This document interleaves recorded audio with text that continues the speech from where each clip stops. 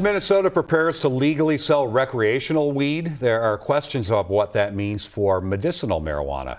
As WCCO's Jonah Kaplan found out, there are two key reasons why patients might still prefer going green at a medical dispensary.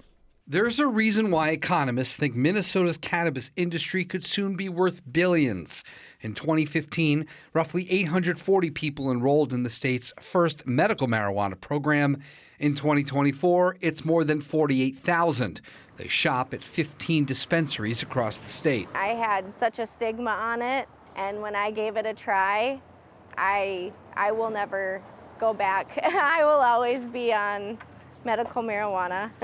Chelsea Swanson uses marijuana to relieve chronic pain and IBS, among other symptoms. Today, she drives more than a half hour from her home in St. Francis to this dispensary in New Hope.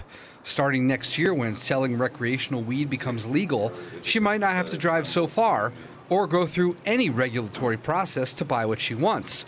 Swanson, though, says she's sticking with what she knows. What you are getting here is top quality. It is something that is grown and made in Minnesota. That's true, but state officials and prospective retailers stress that Minnesota's medical marijuana industry is the model for what's to come. Everything seed to sale happens in Minnesota. It's generally the same plant, grown the same way, with the same THC content and the same safety standards. Still, there are two key differences. One, recreational pot will be taxed, medical tax-free. Second, recreational products will have limits on potency and possession. Medical won't. Another bonus for medical marijuana patients, that $200 fee that you've been paying, the annual enrollment fee, yeah, that's gone starting next year. So it all seems like a good deal, right?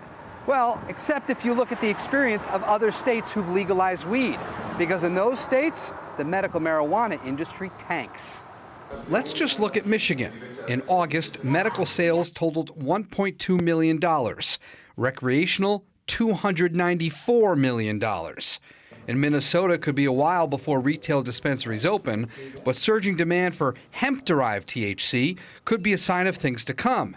Kevin Swan recently opened North Star THC in Plymouth. His sales are up, but so are questions about whether his store will turn into a dispensary. I get a high volume of people asking if flower is going to be available or if I'm going to sell it. So there will be a portion of my customers who don't come back here. But I also see people saying, I don't want to smoke. For Chelsea Swanson, it doesn't matter what other people choose. She knows what she wants and what she trusts. She'll keep shopping here. Can't mess around with health at all. In Minneapolis, Jonah Kaplan, WCCO News.